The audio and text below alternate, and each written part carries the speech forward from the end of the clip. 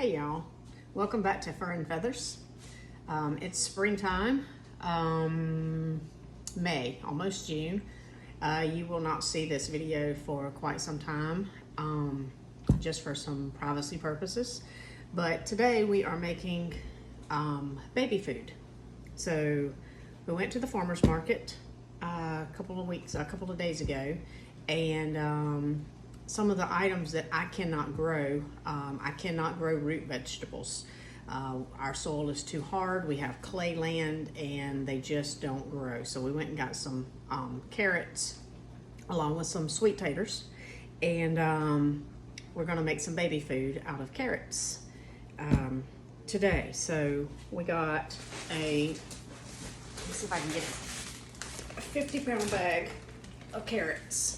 And I'm about a quarter of the way through them right now. So what I'm doing is I'm going to go ahead and slice. I've been already sliced some this morning, but go ahead and I've already washed them up and slice them, or skin them, that's what we call them, and get all the skins off of it. And then we cut the ends off. And then I'm cutting them in half just because they're so big. I can't get them in my food processor when they're long. And they're big. I mean, these are big carrots, so they would not grow this big at all in my ground because my ground is so hard. So I'm trying to make all of the baby food that I can make, and we're gonna can them, and they'll be ready for the little fella whenever he is able to eat. Now, currently it's May, and he's not here yet.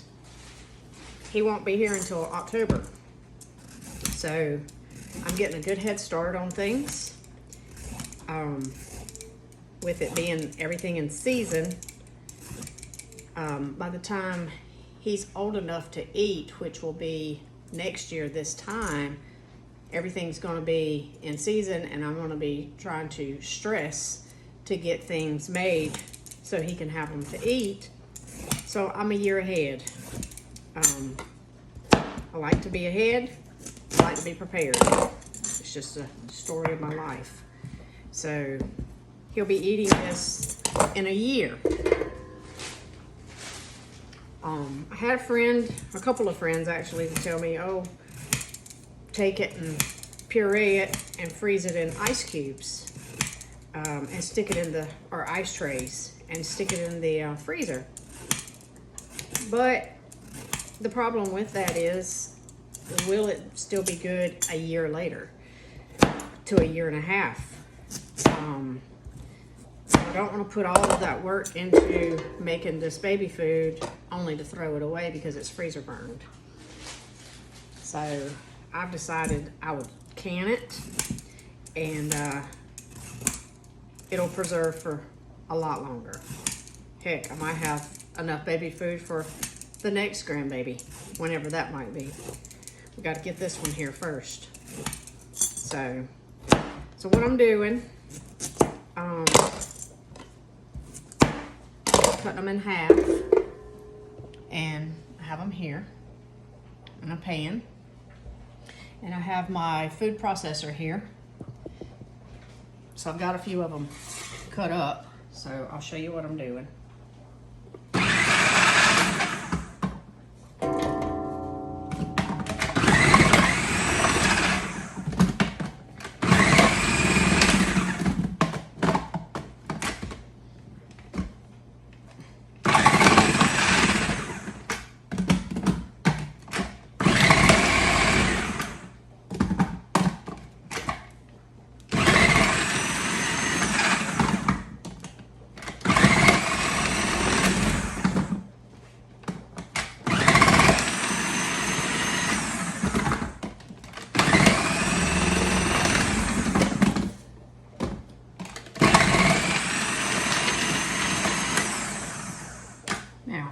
These carrots do not have to be symmetric. They do not have to be pretty. they just need to be thinned down just a little bit, so that they will boil a little bit quicker. So I like to put them in sideways so they go sideways, long ways, I guess you'd say. And they're thick, so I've got my blade on the thickest that it will go on.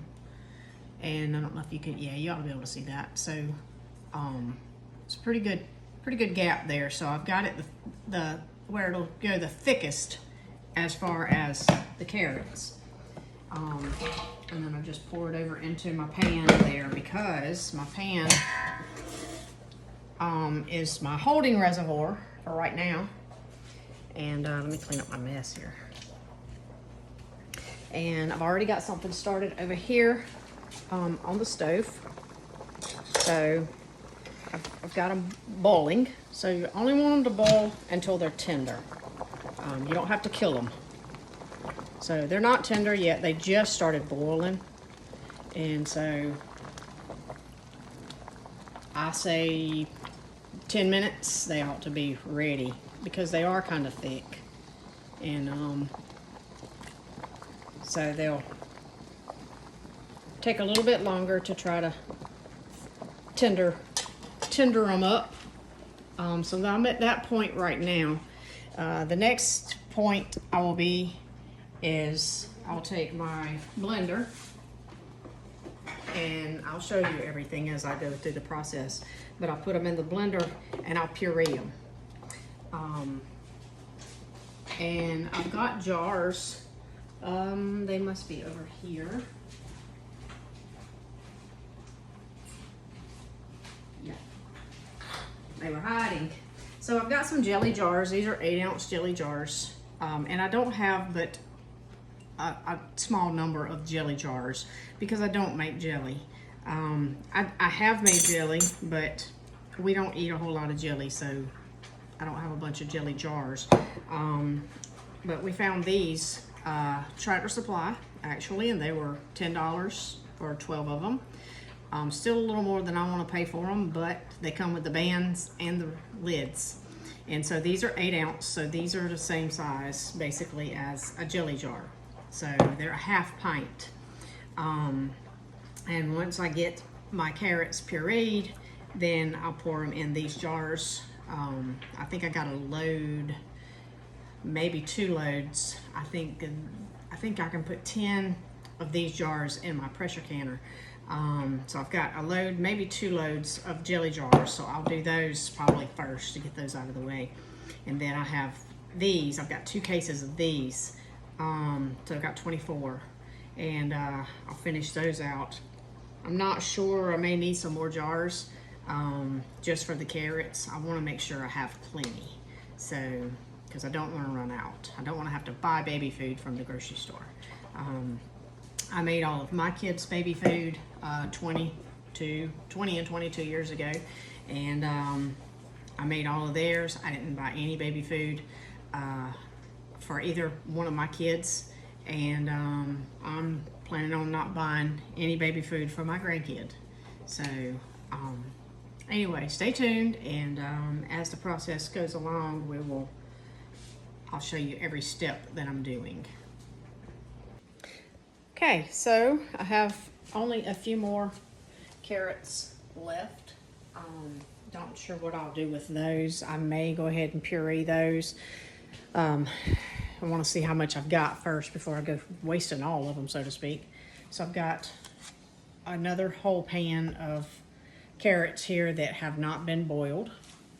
And then I've got a pan here that is starting to boil.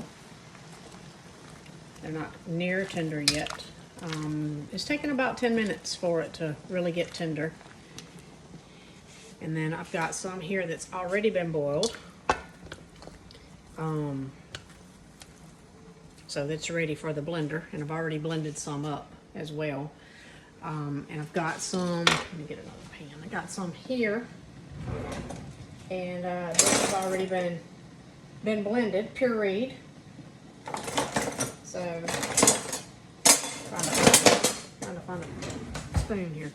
So it's nice and pureed. It's very smooth. I may water it down just a little bit more because we don't want it thick once we open the jars. So, but that's looking really, really good. So I'm gonna set you down over here and let you see my process. All right. So what I'm doing is taking some of the cooked carrots, putting them in the blender.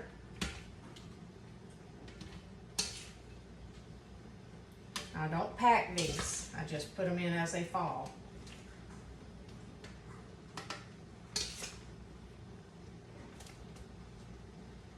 Fill it just about to the top.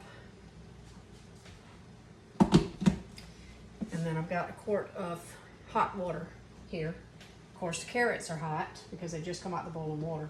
So I put about 3/4 of the blender full of water and just puree it.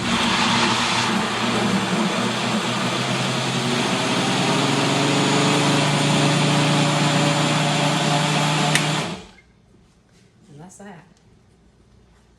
Now I'm not adding any kind of seasoning to it. I'm not adding any salt. No, nothing. This is bland because when you get baby food, there's no salt in it. Or I guess it's not.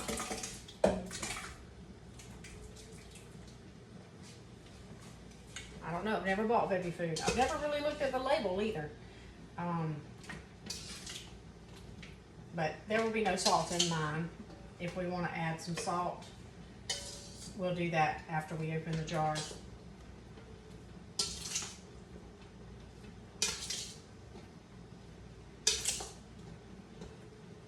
So this is 100% all natural carrots, pureed carrots. And we'll be able to mix this in with the cereal,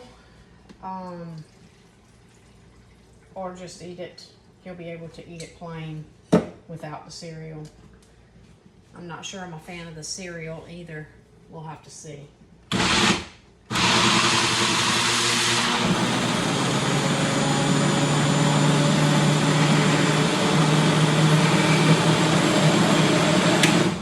a little bit more liquid to that.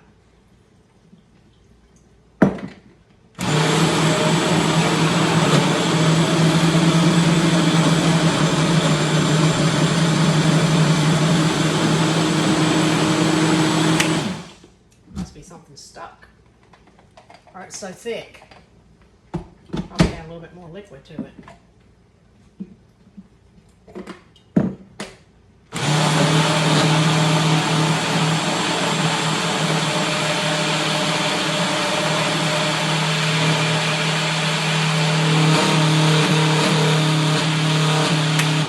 All right, that's that. Beautiful. Absolutely beautiful. That's a lot of beta carotene.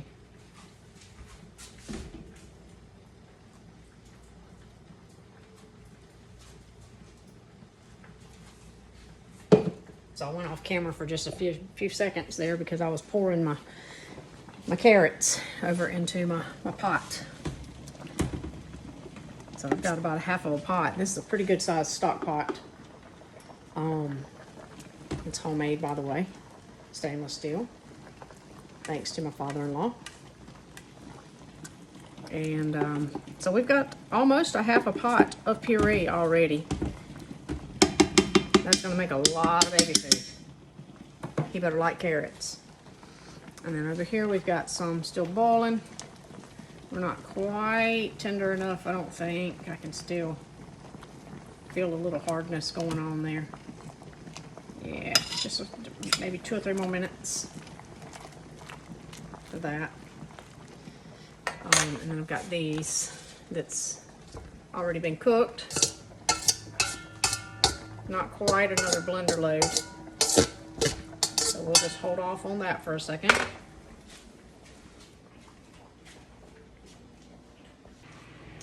All right, so we're at this point now that we're fixing to can all of our carrots. Let me show you what the pot looks like. So I've already done some in the pressure canner. So this pot, this is, as you can tell, kind of how big this spoon is. So this pot is that big, so it's a big pot. So I ended up with a pot almost full of carrots. And I'm not going to puree all of them. I'm going to actually can some of them for ourselves. So I left them sliced. So I'll blanch them and put them in jars and put them in the pantry. So here is a canner almost full. They're, like I said, they're the half pints, so I can double layer them in my canner. And let me just show you how I load them. You load them exactly the same way as you load everything else. I don't know if you can see this or not. Move it over here. Alright, so I've got my jars in the oven. They're heated at about 150 degrees. You want hot jars and hot vegetables, hot lids. Everything's supposed to be hot, so I don't know if you can see this or not. So anyway, I've got my little funnel that I use for my canning, and it's not taking much to fill up these little half pints. I think 2 of these dippers full is about all it'll hold. In fact, not quite a dipper full.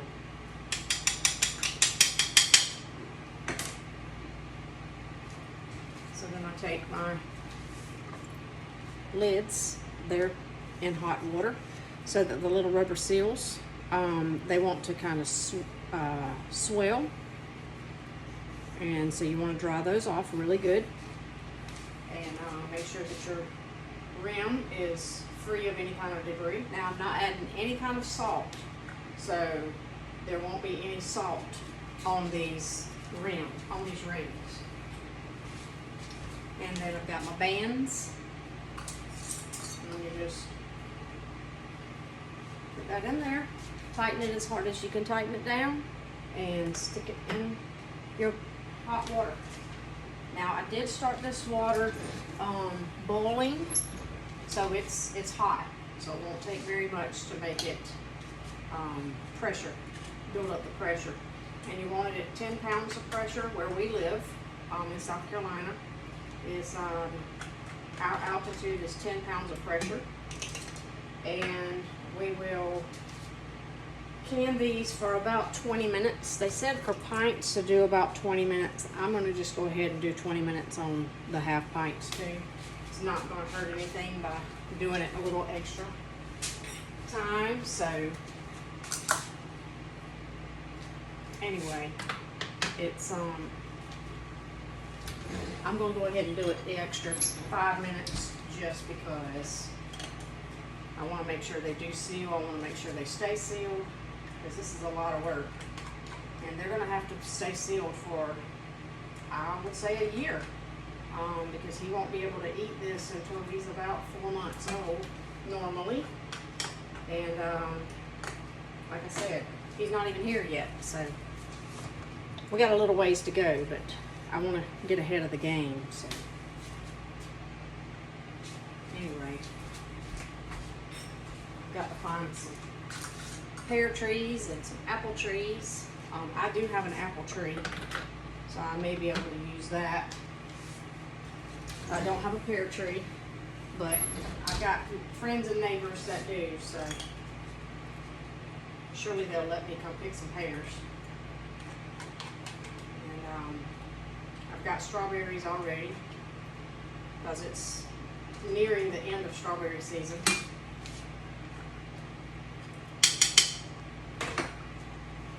And it's beginning peach season, so I'll have fresh peaches shortly. And we have blueberry bushes, so I'll have some blueberries that we can do. My garden has green beans, squash, and we planted some sugar peas. So we have all of that coming out of our garden.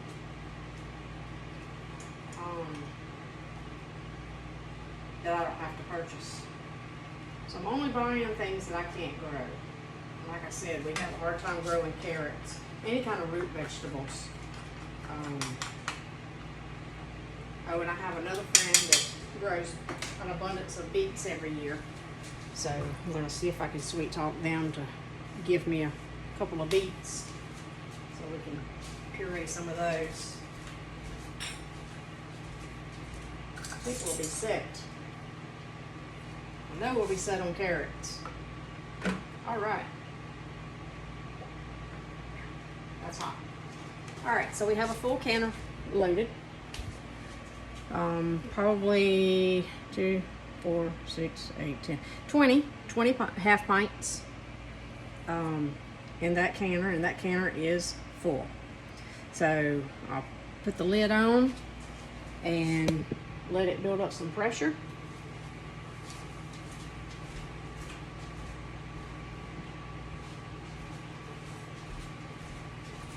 And my lid here, it has to have a gasket to go around, a rubber seal to go around to hold in the pressure.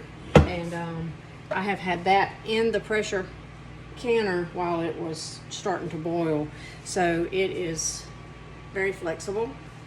You want it very flexible so that it will adhere to the pot. So, and sometimes it falls out, so we have to make sure that it stays in while we put our lid on. Yeah, that's good stuff. May have it in upside down. Yep.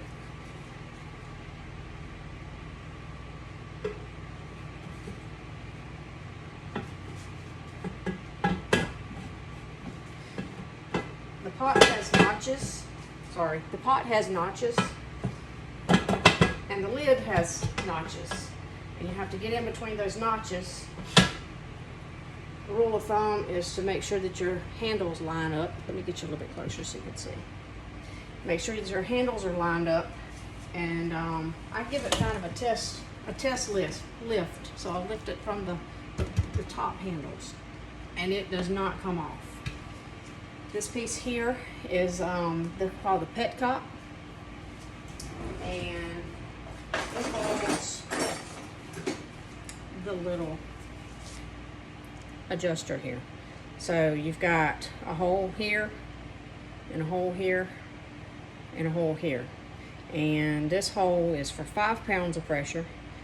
This hole over here is for 10 pounds of pressure.